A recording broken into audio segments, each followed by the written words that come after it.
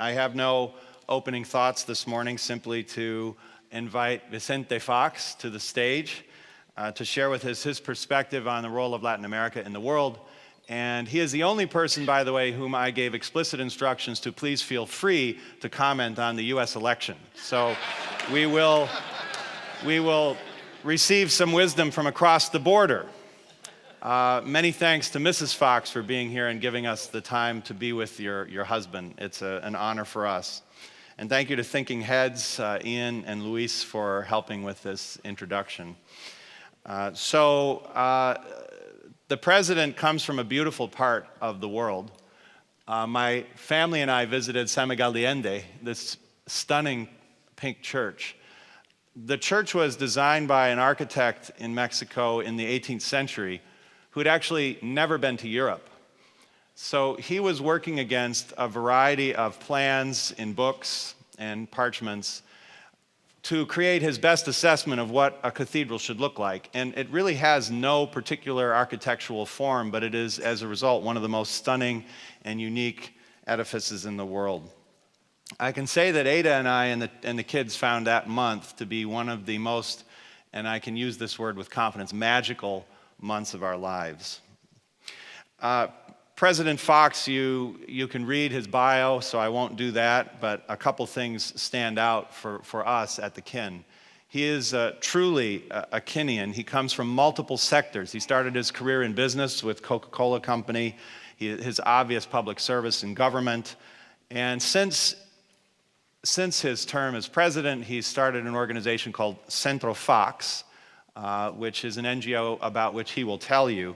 And he's spending some time traveling around the United States to raise awareness and build support for the center and for the people of his home state and his home country. So as I was prepping with the president and his team, it occurred to me that the title of his session today is Bridges, Not Walls. It's something that we're all quite interested in. So if certain people would consider it reasonable to ask the Mexicans to pay for a wall, I think it is perfectly reasonable to ask Americans to pay for the Centro Fox. So thank you very much. Mr. President, Vicente Fox.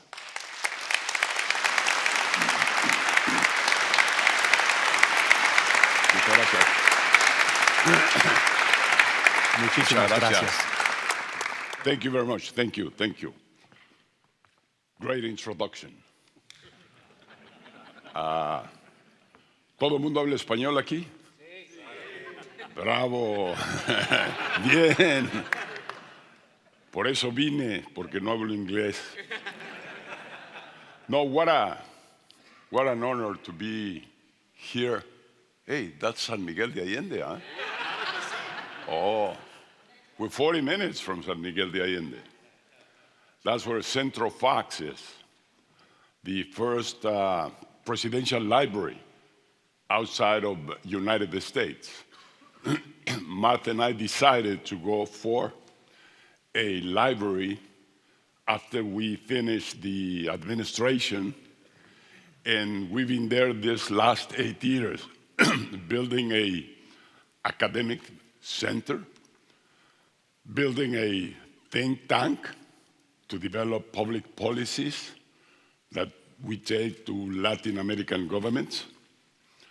We do a lot of research on what's going on with democracy, freedom, what's going on with government obligation to return to people with realities out of the promises done in campaigning.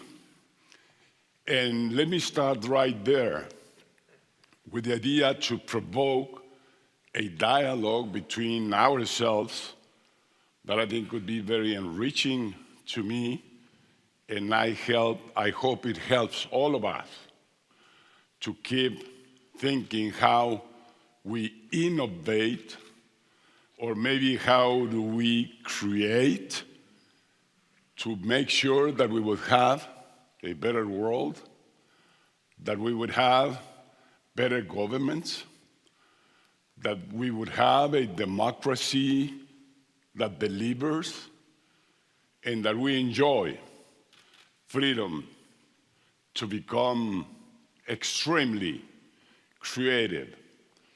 There's a difference between innovation and creation.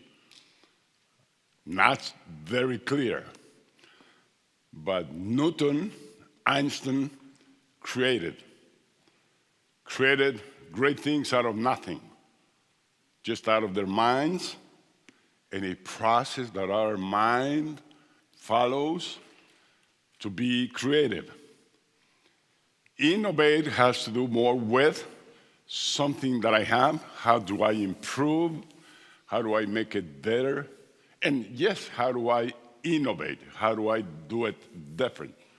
And this is very relevant for business and business purpose of wealth creation, business purpose of job creation, business purpose, composite business purpose that should reduce the distance between the vanguard, the successful vanguard, and the rear guard.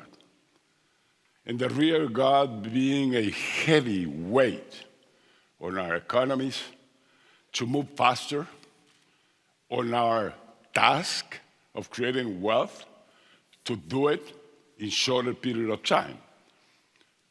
I think every businessman, I think corporate world should assume the main responsibility to link vanguard with the rear guard. And that might be the easiest way to have the kind of world that we all would love to see on this 21st century. Great things are ahead of us. When you read what's going to happen on this 21st century, it could be surprising, some saying that we will eradicate poverty in the world in this 21st century. And that's a big challenge.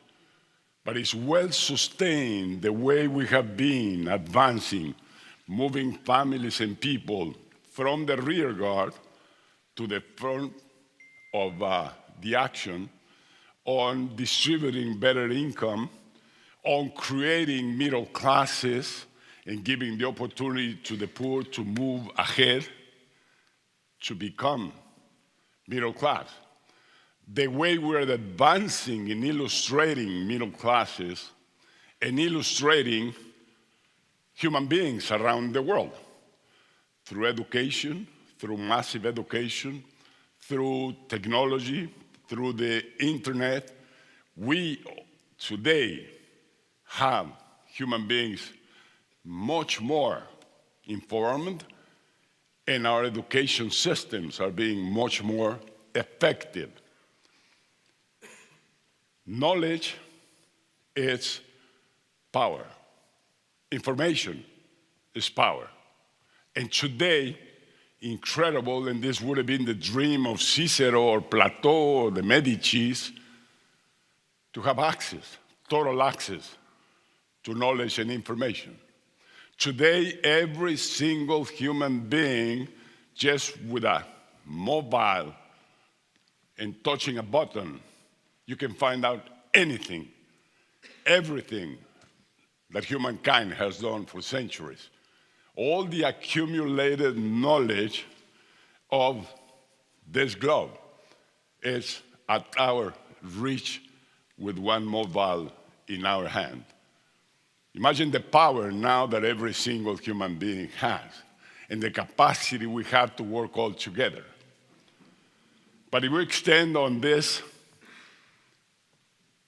21st century accomplishments, second is no more hunger. And no more hunger because we already produce more food than what we can consume, the 8 billion inhabitants of this earth of us. And the problem is that we throw away, we waste that food. We need better economist talents or logistic talents just to make sure that that food goes also to the poor, to the rear guard. But the food is there. And then we hear, according to the trends and the advances in medicine and technology, that in this century, those who are going to be born on the latest part of it have a 130 years expectancy of life. It's going to be boring. But think about how much we can create, how much we can innovate, how much we can accomplish, especially if we are compassionate leaders. Being a leader is a great thing. But if that leadership is not compassionate, it will not last for long. You will be in the records of history, but you will not be in the mind of people. Compassionate leadership is extremely effective, and you don't do one without the other. To have purpose, mentioned here, it's for all of us a must. There is no human action that doesn't begin or start with a purpose. Purpose is what moves us to grow, to develop ourselves, and to accomplish things. And the more heroic that purpose is, the more we grow. And it seems to me that we can just move up and up and up and up. And if the purpose is way up there, we will reach it. That's the capacity of a leader. That's the power we all have within. And that's what gives us the incentive to move ahead. But purpose without performance is, again, just dreaming or just planning. So to perform, to make things happen, is a key ingredient in leadership. If we take this great leader, Trump, he's changed so many things. He has provoked so many thoughts. He has promoted so much hate, so much conflict, so much divide, but still he's a leader. The problem is he's not a compassionate leader. The problem is he's not understanding the difference between an entrepreneur, a corporate leader, that yes, he has the vision, he develops the plan, he instructs, and those obey. It should be those should follow. But usually an authoritarian leader requires that follower obey orders. I moved from business world to politics.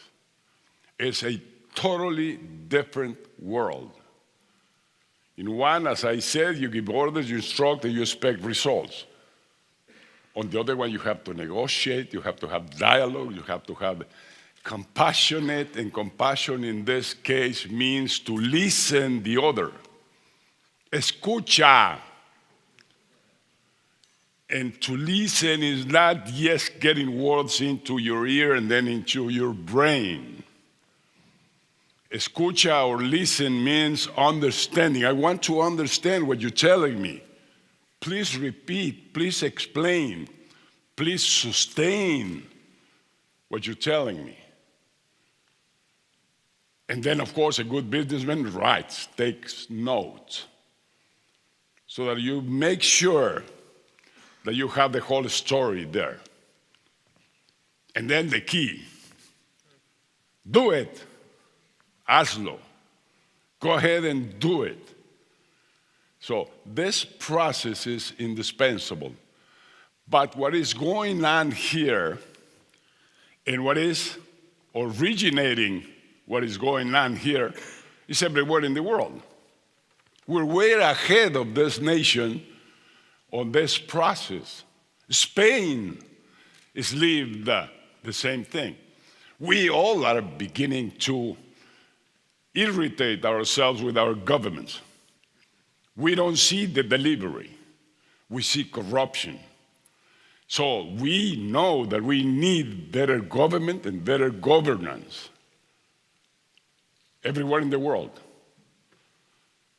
But you don't destroy what you have to come out with something created, new. And maybe so, maybe we're at a point in time where a new way to operate our democracy is being born. I don't know what it is, but some of us that are in presidential systems like United States and Mexico, maybe we should move to parliamentarian systems where you have a couple of great advantages there.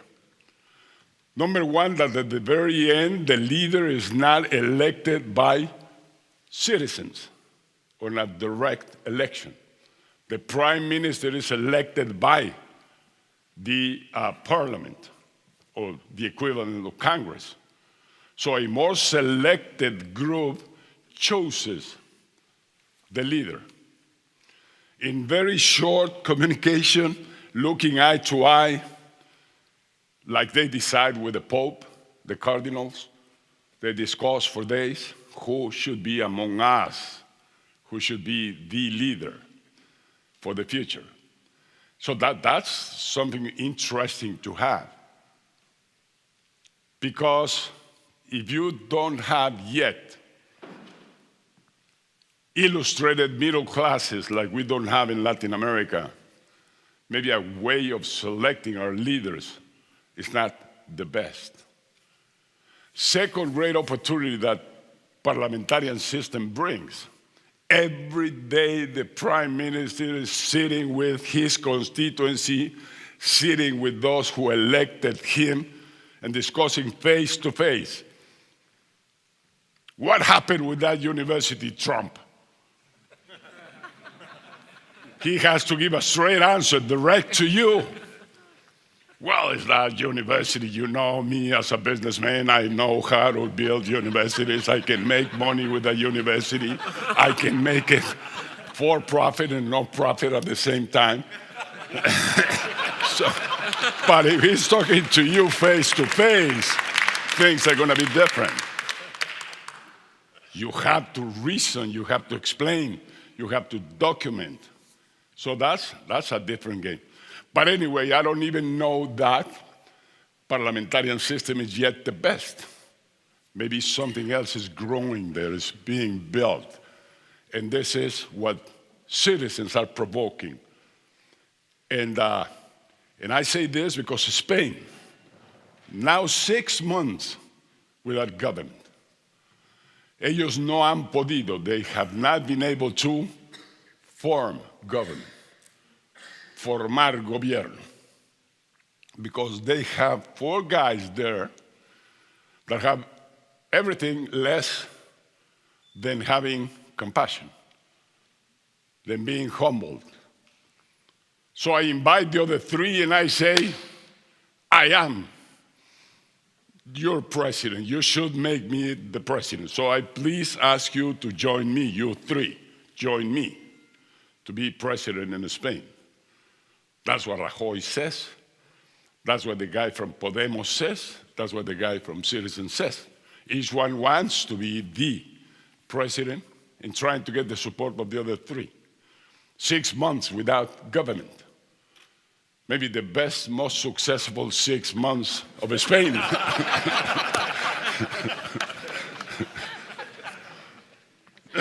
Well, anyway, time is running. I want to give a space for a dialogue. I'd like to hear from you. But let's now get here, our feet on the ground. Latin America, shadows and bright. Great economies like Chile performing for 25 years with great success, increasing per capita income, increasing distribution of wealth, reduction of corruption and violence, performing very well. Chile. One reason, when Patricio Aylwin got rid of the dictator Pinochet and the people of Chile got rid of him, what happened? Social Democrats and Christian Democrats got together. So Patricio Aylwin gets 75% of the vote. So he has a very solid majority. So he can have governance because he's got the support of people, he's got the support of Congress. And they moved. And then they found that that was good. And then they kept going with it, 25 years of association or partnering, Social Democrats and Christian Democrats. Very successful story. But it gives us a lesson. You need support from people and from Congresses to be effective government. And you have to find out how to create that critical mass that will permit you to govern. Against that, Mexico. We've been divided government now for 4 terms in a row. The president has not had majority. Congress is a very strong opposition to the president. So you can have your better plans, you can have great programs, but if you don't get the support, which is what this guy is going to get, if he's making everybody to hate him, if he's dividing as citizens, dividing Congress, if he say, you senators and you congressmen, you're good for nothing, the establishment doesn't work, destroying and destroying, how can he think he's going to govern this nation? Just in that small part of a successful government.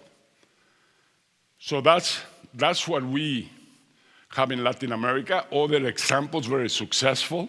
You have Panama. Panama has the best economic development secretary, and it's Hugo Chavez and Maduro, because that minister in Panama, Hugo Chavez or Maduro, have brought all the money of Venezuela to Panama. So you have to find good people to work with you. Maybe that's what Trump is thinking. I fight against everybody, against Russia, against in the Middle East, and I'm willing to kill every one of them. I'm willing to throw atomic bombs at any point in time if needed. I want you Americans to live securely, so I'm going to build walls for you so that you don't have fear anymore. I'm going to protect you with walls. What a stupid thing. On a flat world, on a world that is open, on a world that is getting rid of borders most everywhere, where technology has no borders and no limits. What a wrong proposal to isolate the leader of the world, to enclose the capacities of this great nation. The champion of openness, the champion of trade, the champion that convinced us, the rest of the world, to open our economies so that Coca-Cola could come, General Motors could come to make money for this nation. And we have consumed all those products, and we have decreased all of our taxes, and we have opened our economies.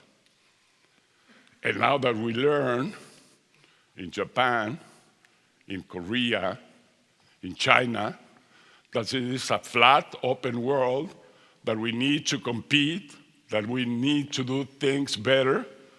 Now that we learn, and now that we're winning the race, now that we have surpluses, this nation, says, that's not the game.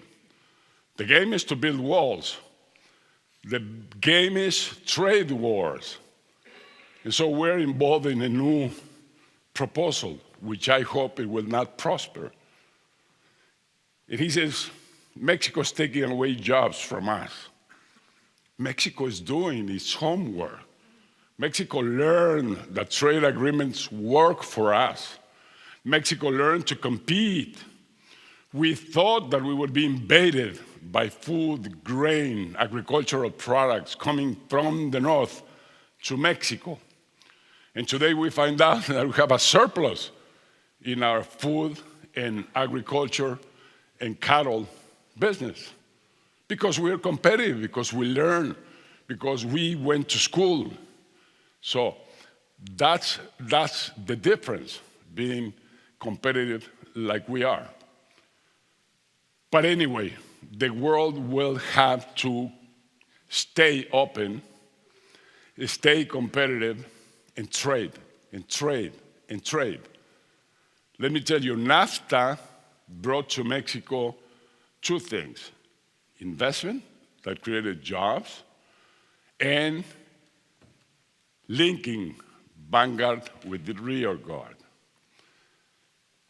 Salaries or income on either side of the border when NAFTA started was a 10-to-1 gap. So you would make $1 in Mexico, and if you would learn how to swim and cross the Rio Grande, you would be making 10. That's a very powerful incentive. That's a market situation, supply and demand. And it worked. It worked for the United States. Because the United States, this nation, not only benefited from that high quality, dedicated workforce, but also because it made competitive this economy. And it made it competitive, for instance, when General Motors, Chrysler, Ford were going broke, went broke. And taxpayers in this nation had to rescue those corporations. At the end, Ford did not accept the rescue, but the other two did. And what was the solution? NAFTA. And they became NAFTA corporations. And a Mexican NAFTA corporation or a Canadian NAFTA corporation nourishes its competitiveness from the competitiveness of each individual economy. So working together is a great thing. You make synergy, you add capacities, and you become competitive. And that's why this region today in the world is the most competitive region in the world. North America, and Mexico is part of North America. And Mexico is willing to build bridges, is willing to open more and more crossing points in that border because 1 million people cross there every day. And half of them are Americans that come to Mexico to work in the maquiladoras, or they come to Mexico to enjoy and to have a vacation. They come to Mexico to buy and become consumers. And same happens the other way around. I think that bracket in the border, 100 miles north, 100 miles south, is where the world should come, working together, building together, associating together. So that's the way to. Final comment, leadership, compassionate leadership. We do that in Vicente Fox. But our contribution is very modest in the sense that we go with those that don't have access to the concept of leadership. Those poor, born from humble families, those that are in rural areas, those that are indigenous, those that have not been taught at home that you have to have self-esteem, very strong self-esteem, that you have aspirations, and that you want to do something with your life. So we bring those kids for 6 hours. First message, you were not born to be poor. That is not your destiny. You were born to do great things in your life, as each and every one of us here. We were born to do that, great things in our life. And we should never be satisfied, for we have reached so high. I mean, we can go much higher yet on what we have. So those kids transformed themselves. We said you were not born to be a migrant or an albañil, a construction worker. And we take them by the hand to go within and discover how wonderful each one of us is, how much gifts we have within to use, how much aspirations and purpose we can have. And we give them a life plan. We teach them how to think about the future, how to see beyond the wall, what is coming then, when you're 25, when you're 40, when you're 60, when you're 120, when you reach 130 years old, how many things you can do. But all of them totally tied up to compassion. We must do things for others. We must be ourselves for others. We must share the gifts that we were given with others. And that's the shortcut to happiness. That's the way we can go back home every day to share the love with our dear family, which is another way to be strong for the next day, and work back again. That's what Martha and I do. Since we finished our administration, we're dedicated to 3 foundations. We live in paradise. The name is San Cristobal. It's our tara. It's our place of love. It's our place of work. It's where we enjoy life. We enjoy our grandsons and granddaughters, but more so we enjoy what we do, because we know that by giving, we get back much more. So happiness is the purpose for all of our lives. And Deepak Chopra says, gift yourself 5 minutes every day. In the morning, at night, 5 minutes. Just think about these things. And you will come back next day with renewed incentives, renewed energy to keep on going. And think what we have done wrong, what we have done right, but more think about my purpose, what I have to do in this life. Thank you. Gracias. Muchas gracias. Muchas gracias.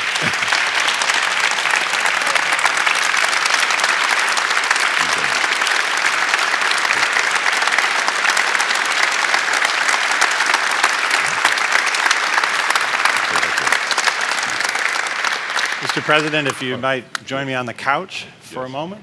Yes. So there are so many questions that we'd like to ask. We only have a few minutes, unfortunately, but you'll be staying with us for the next few hours, I believe.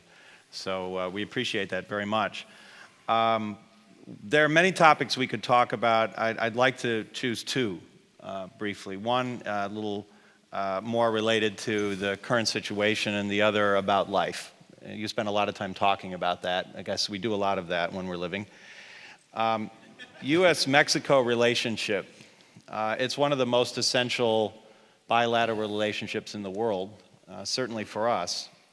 What can we do as citizens, in addition to writing congressmen and senators, what can we do as citizens to enhance that relationship? Get rid of Trump. Okay, well, we're doing our best. I think the relationship is good enough. It's great. We're friends, we're partners, we're neighbors. And we've done great with that. We work on more bridges, more things to do together.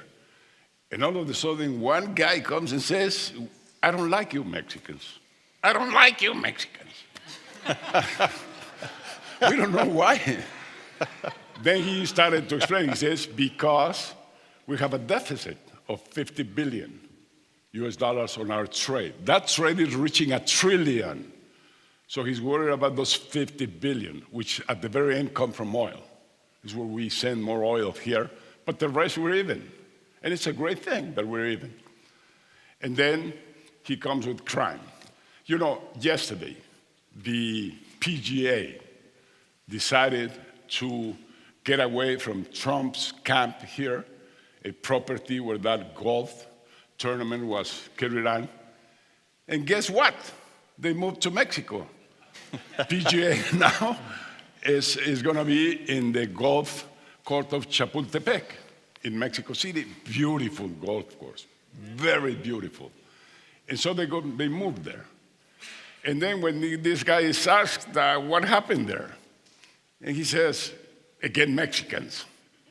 and Mexicans, I warn you, he said to everybody publicly, buy your insurance policy, because going to Mexico, your life is at risk. How stupid can a person be? how he's showing his hate within? We don't yet understand why. Because if Mexico has a surplus of 50 billion, China has a surplus of 400 billion, Canada has a surplus of 150 million, Europe has a surplus of the United States economy of 600 billion. Not one single economy in the world has a deficit with the United States. So this economy works different because it's a different structure. This economy goes and makes business out there with the corporations, brings in the money back, or sells the raw materials that are needed to manufacture. Sí. So, Señor Presidente, let's maybe, rather than focusing too much on Trump for today, as we all are in the United States right now, I was inspired by what you're doing at Vicente Fox, and a few of my Kenyans have made comments. Anna and I, Peter and I were talking about it earlier. I have a plan to be there in October, but we would love to. I believe you were chatting about this with Peter and Anna. We would love to come down as the kin and visit the center and see if there's some way that we can reach out and become part of what you're doing, because it makes us all better. And I think in a way, perhaps Donald Trump is becoming the Hugo Chavez from Mexico, sending resources and friends and saying, we are your friends and we appreciate you. Well, we have our own Trump. It's called Lopez Obrador. Okay, we'll keep an eye on him. He's a menace. He's a menace. And this is why the whole system has to be improved. See. So a last question, and you haven't been prepped for this one. You've experienced more in your life than most humans have in history. Different sectors, opportunities, decisions, challenges. The more heroic, the more we grow. What's one thing you learned over the course of your life that you didn't expect? Something that surprised you as you've gone through life? With all humbleness, nothing. Because... ¿Por qué? No, because you have to look ahead. And this is why I am campaigning here in the States. I don't have a need to. Nobody pays me for that. Nobody instructs me to be here. But I don't want to repent myself for not doing what I must do today to change things that are coming. And we have that power to change things. We think many times we renounce to other leadership. And we say, no, that's too much. I cannot do that. I cannot be president of my country. I cannot be CEO of my corporation. I cannot launch successfully this product. Or we renounce to leadership thinking that others will do it. And thinking that we don't have that capacity. And we do have it. We just have to be convinced of that, and we just have to shoot for the highest purpose that we can. And it's not one purpose, by the way. It's many, many purposes. Sitting here, you must have a purpose. Why did you come here? you should ask yourself. And if you define that correctly, you will take much more advantage of this time you invested here. So that's why I think in life, you just have to keep it. You make a mistake and then you correct. You offended somebody and then you ask for an apology or forgiveness. It's great people to ask for an apology. I mean, there's nothing wrong with it, but there is people that can never do that. And you know whom. He will never ask for an apology. Then he's not a leader. I'm sorry, he's not a leader. He is not a compassionate leader. Señor Presidente, we look forward to the rest of your 130 years here on Earth. Link the rear guard with the vanguard. Give us all freedom to be creative, compassionate, purposeful. Escucha. Señor Presidente, los Estados Unidos está abierto. Muchas gracias. Gracias. One more thing. I'm sure you have these from higher authorities than us, but the kin has stolen the challenge coin tradition from the US military, and this is our challenge coin for this year, and we would like for you to have it. Muchísimas gracias. De nada. And by the way, I'd like to extend the invitation. He's coming in October to a great international event that we hold at Vicente Fox, 1,500 top executives, linking and putting together government, highest authority, several ministers, corporations from the energy field, technology, manufacturing, for a great dialogue in a great place in San Cristobal, our Tara, where Martha and I, we share our love, and we can share a tequila with you. We can share the best enchiladas and mole right there. So please come. And Senor Toby Redshaw will be there too, so you'll meet him later. Thank Gracias. you again, Senor Gracias. Presidente. Gracias.